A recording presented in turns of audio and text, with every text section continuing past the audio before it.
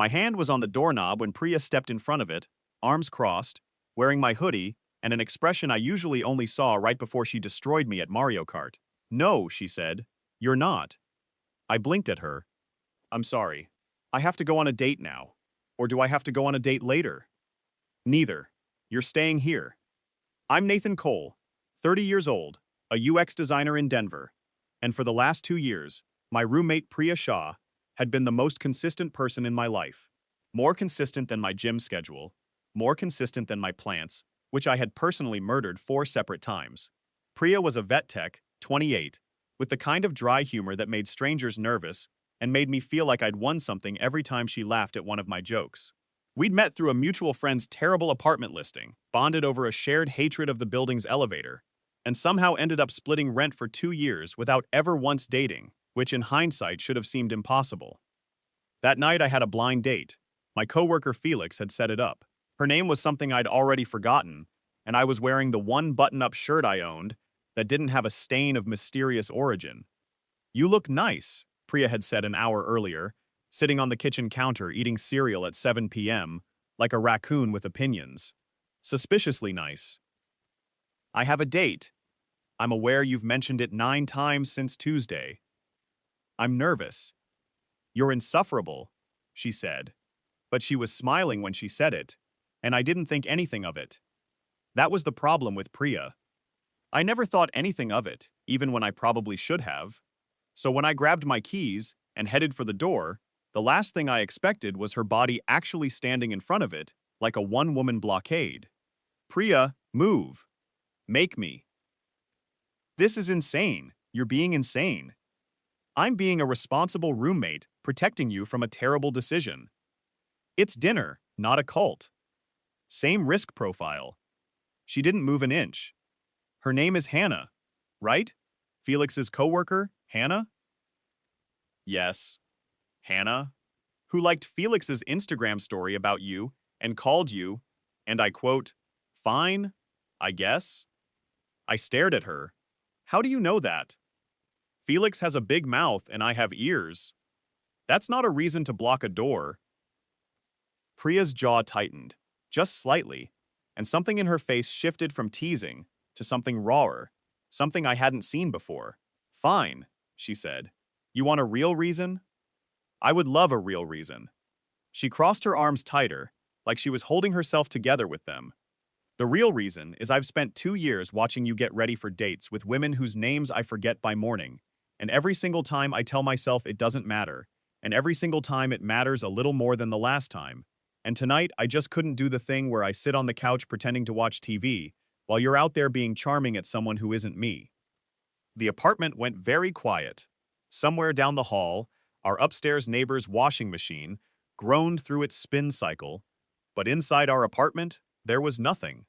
No fridge hum, no traffic outside, just Priya's words sitting in the air between us, looking a lot braver than either of us were used to. Priya, don't, she said quickly. Don't do the kind voice. I'm humiliating myself enough without the kind voice. I wasn't going to do the kind voice. You were absolutely about to do the kind voice. I set my keys down on the side table, slow, careful, like sudden movement might scare this whole moment off. I was going to ask, I said, how long is a little more than the last time? She glanced away, toward the window, toward anywhere that wasn't my face. Since the night you had food poisoning, and I sat on your bathroom floor at 3 a.m., holding your hair back, and you said, between truly horrifying sounds, that I was the best person you knew.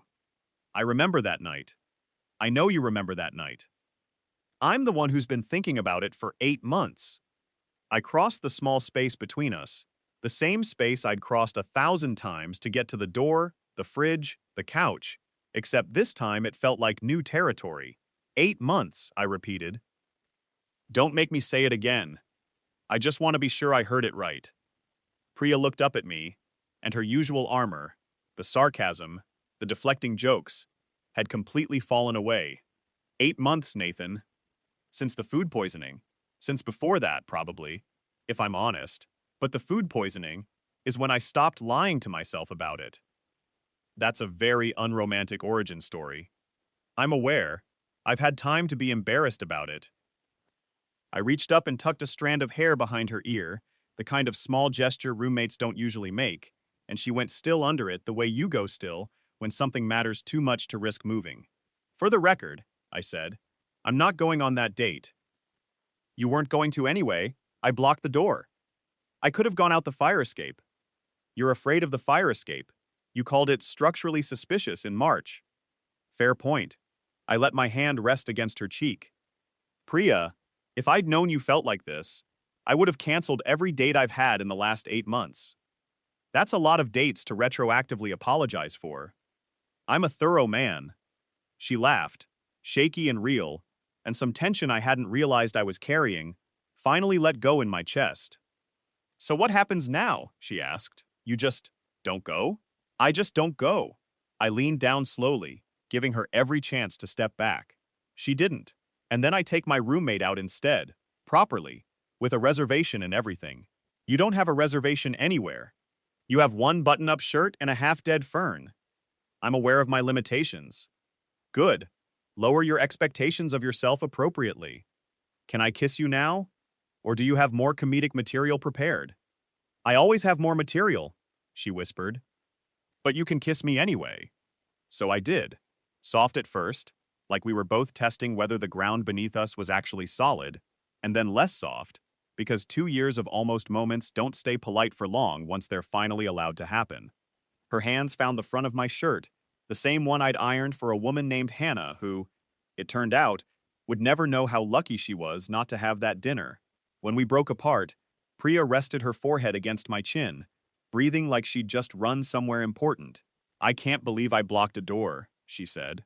That's deeply unhinged behavior. It's the most romantic thing anyone's ever done for me.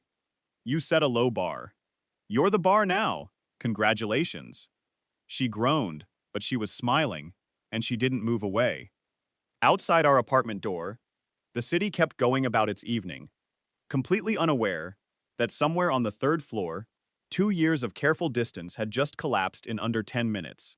Over cereal, a blocked door, and one very honest confession. We never did get Hannah's last name. We never needed to. What would you have done if your roommate physically blocked the door to stop you from going on a date with someone else? Have you ever had a moment where someone's honesty completely rearranged your night? Tell me your story in the comments. If you like this one, leave a like, subscribe, and I'll see you in the next one.